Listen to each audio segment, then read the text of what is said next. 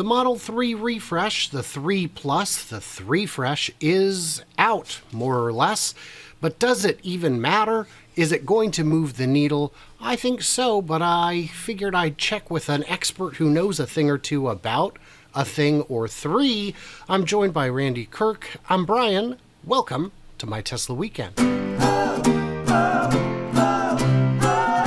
Hey, Randy, real quick before we get started, I wanted to thank Carl, Trent, and Jason for joining me as subscribers on X, helping out with the bills around here. Someone's got to pay them. Someone's got to feed my kids. I don't like doing it. They keep eating. I tell them not to, but here we are.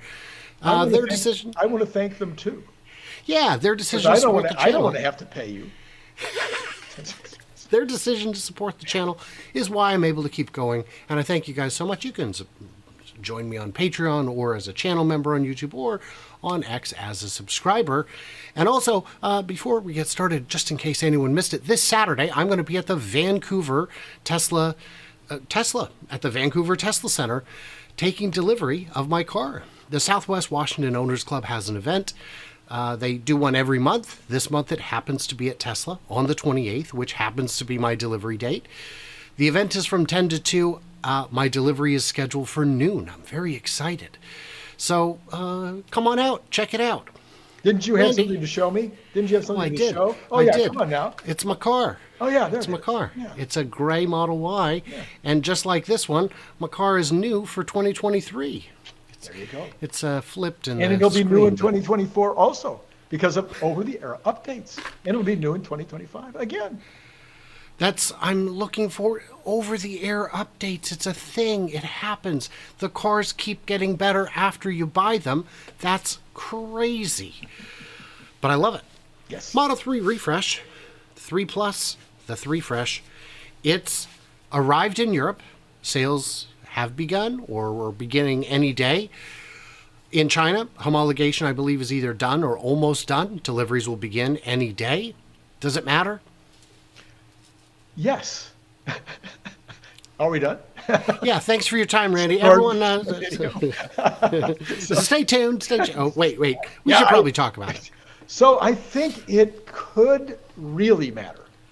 And I only know that because of this brilliant guest I had on my show a few months ago, who explained to me that sedans are still a thing, even in America. There are still sedans being sold by the boatload or the train load or whatever.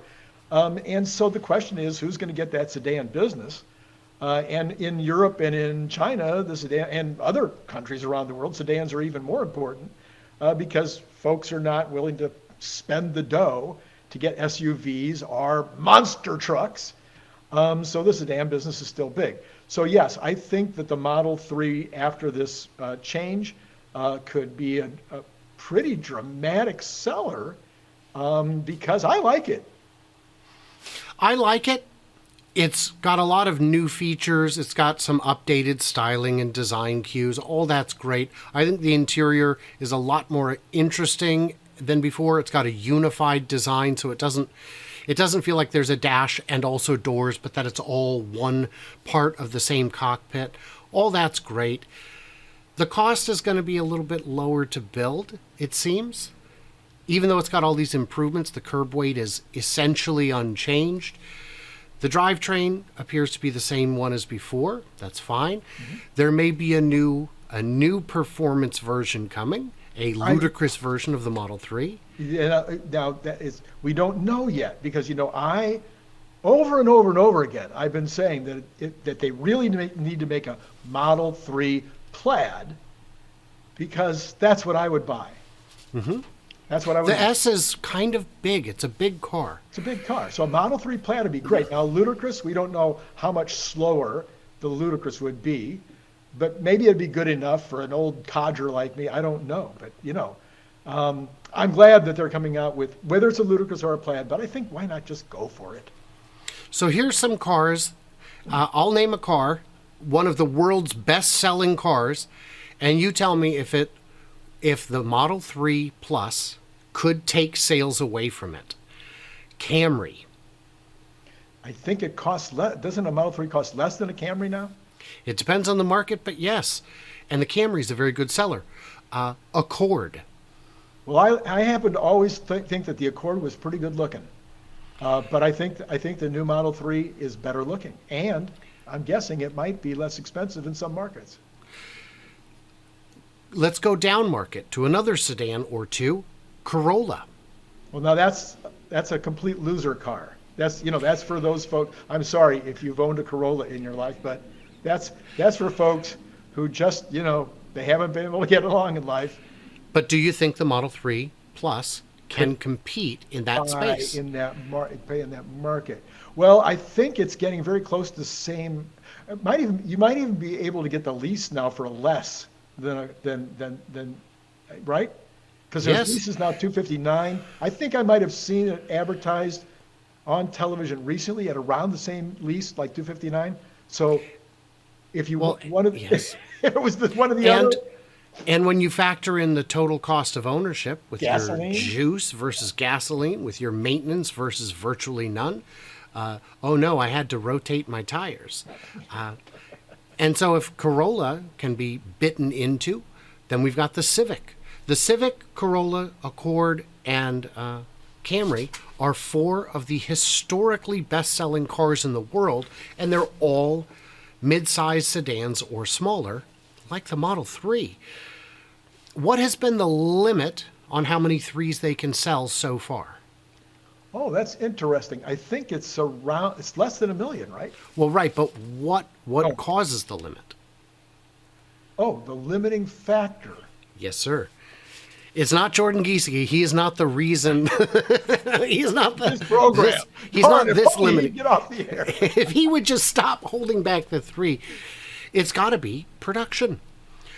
And if the three fresh is easier to build, that means production will increase. We are likely to see more units coming out of China, more units coming out of Fremont next year as they begin the changeover there. We're going to sell more threes. The three is already one of the best-selling EVs in the world, one of the best-selling sedans in the world, and it's going to sell more. Yeah, and so I've been asking you, and I keep asking, so I'll just ask again, even though it's Would you? your channel, not mine. Um, if they blow the socks up with this thing, I mean, if people recognize that this is like such a much better deal than an Accord or such a much better deal than a Civic, and they're like, I guess I could wake up and smell the roses here and go get this thing. And let's say that there's a market for 1.5 million. Let's say that it's going to start looking like the Y. I mean, maybe the numbers could be as high as the Y if it's that great. Where are they going to build them? If you're asking me, the answer is I think they would convert a line in Texas so that Texas would have 2 Model Y lines and 1 Model 3 line rather than 3 Model Y lines, which are currently going underutilized. I had read an article, but I couldn't find it again. I did look repeatedly, that said that they had done some trial production of Model 3s in Shanghai on the Model Y line just to see if they could. But I couldn't find it. But retooling a line to build a 3 instead of a Y is not an outsized ask if you're going to be able to actually put that line into use at full speed. Right. And if they're able to do that, that would give them some breathing room to step back in Fremont and finally do a long overdue, massive overhaul. Because that factory has built-in inefficiencies that they've been struggling with since the beginning. And they need to get... I'm sure it's very frustrating for them to have these inefficiencies holding them back. The Model 3 line in Fremont is Tesla's oldest big line. Yeah. The Model S and X line is gone. It was rebuilt from scratch. So the Fremont line is really the oldest of their production. And then in Shanghai, the Model 3 line is their second oldest of all. Now that one is a lot more efficient. It's a straight line. It's a horseshoe that basically runs straight. That saves you a lot of time and hassle, but it still has, I'm sure, by Tesla's standards, inefficiencies built in that they would like to be able to get around. And I can't find the resource. I've looked for it. I'm almost 100% sure that when we first started talking about Berlin, that they said they would be making Model 3s in Berlin also. And I know that you feel like it would be less expensive to make them in Shanghai and ship them to Berlin. but you got freight, you've got duty, you've got all this kind of stuff coming out of Shanghai. Ultimately, you've got some space. You're not maximizing your Model Y lines there either. Why not make them in Berlin? I mean, if the numbers are right. Right. So the reason I would say that, I think moving a line from Fremont to Texas would be easier than building a whole new line in Berlin. The reason that I don't remember them saying that they were going to build 3s in Berlin, and if they did, it was very, very early on. Oh yeah, it was early. Very early. So that could have been an early plan. But as long as Shanghai is capable of producing enough to satisfy the entire export world, there's no reason to build another one.